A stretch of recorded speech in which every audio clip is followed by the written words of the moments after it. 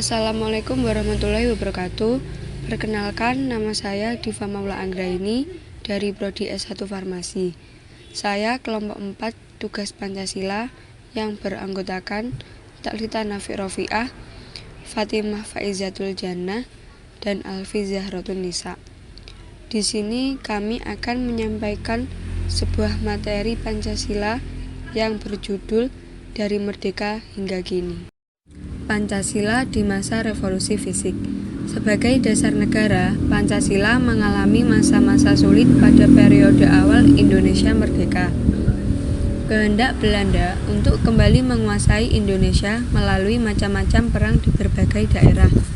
Contohnya, mempersulit rakyat Indonesia membangun negara dan pemerintahannya. Demikian pula dengan situasi ekonomi dan politik di dalam negeri sendiri yang masih kacau. Sehingga konsentrasi dari pemerintah pada masa itu adalah banyak terkait dengan hal pengakuan kedaulatan Indonesia. Dengan kata lain, bangsa Indonesia sudah menyatakan kemerdekaannya, sudah menyatakan dasar bernegara dan konstitusinya. Tetapi ruang untuk bernegaranya selalu diganggu oleh Belanda. Dalam hal ini, Belanda berikhtiar membuktikan kepada dunia internasional bahwa proklamasi Indonesia adalah bukan kehendak rakyat Indonesia, melainkan ulah segelintir ekstremis. Lebih jauh lagi, setelah kekalahan Jepang dalam Perang Dunia Kedua, dan kemudian Jepang menyatakan bahwa wilayah Indonesia adalah wilayah status quo atau kosong kekuasaan, maka adalah hak Belanda untuk kembali mengambil yang menjadi miliknya di masa lalu. Setelah perundingan Renville dan kemudian perundingan Romrojen, pengakuan kedaulatan Indonesia diperoleh melalui konferensi meja bundar pada tahun 1949. Maka terbentuklah Negara Republik Indonesia Serikat atau RIS, dan karenanya dibentuklah Konstitusi RIS yang di dalamnya tercantum rumusan Pancasila versi RIS.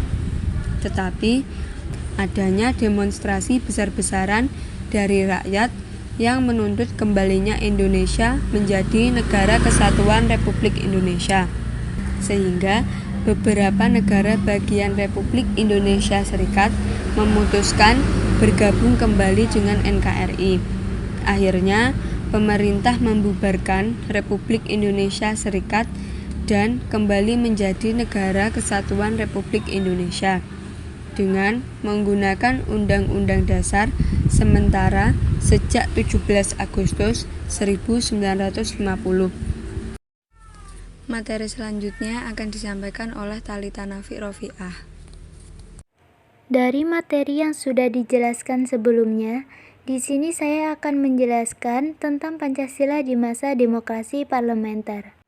Semenjak kembali terbentuk Negara Kesatuan dari bentuk RIS, terjadi beberapa kali pergantian kabinet dan sejumlah peristiwa pemberontakan.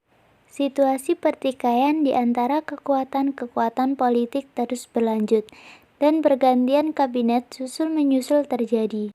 Contohnya dalam pelaksanaan pemilihan umum pada tahun 1955.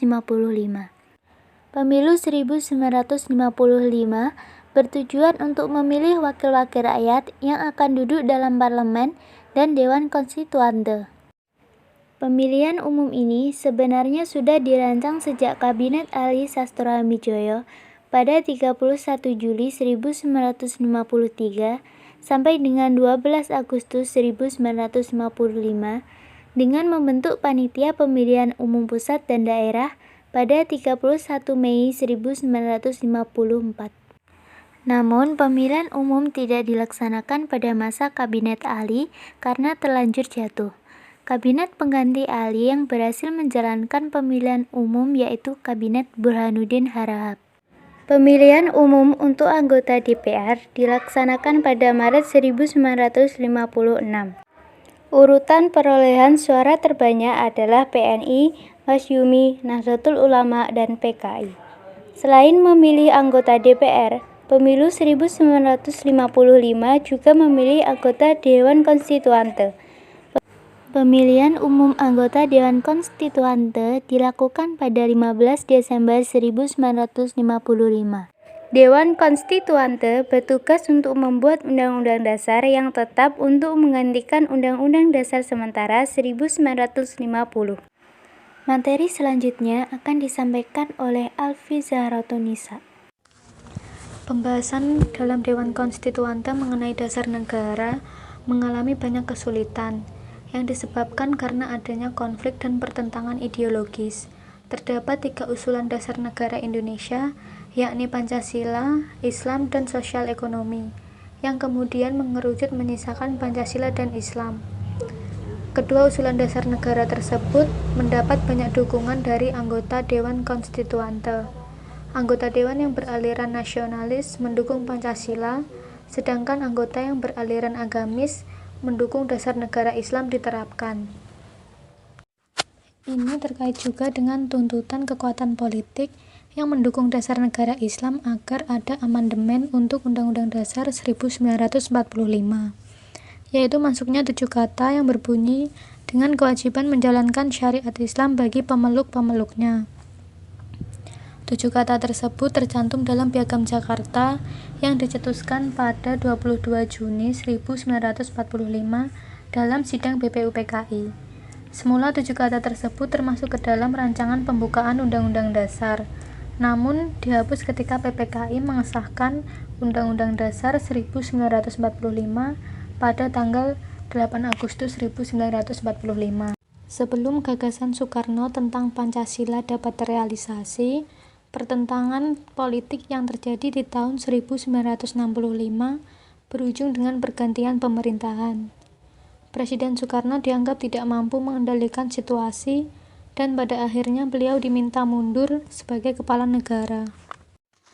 Pancasila di masa Orde Baru. Pada tahun 1968, Presiden Soeharto menggantikan Soekarno mengeluarkan Instruksi Presiden Nomor 12 Tahun 1968 yang menjadi panduan dalam mengucapkan Pancasila.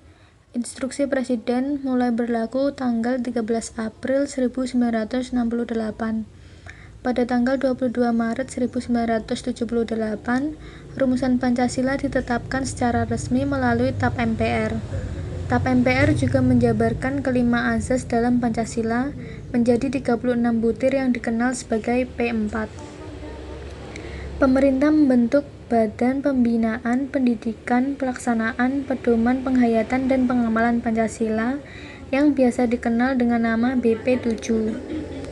BP7 bertugas untuk merumuskan kebijaksanaan dan program nasional mengenai pendidikan pelaksanaan P4 di kalangan masyarakat dan di lingkungan lembaga-lembaga pemerintahan.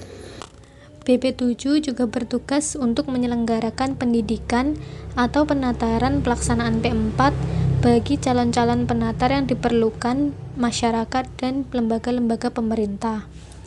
Pada masa Orde Baru, aktivitas penataran P4 diwajibkan bagi semua warga negara Indonesia, terutama mulai dari jenjang pendidikan sekolah menengah atas sampai perguruan tinggi.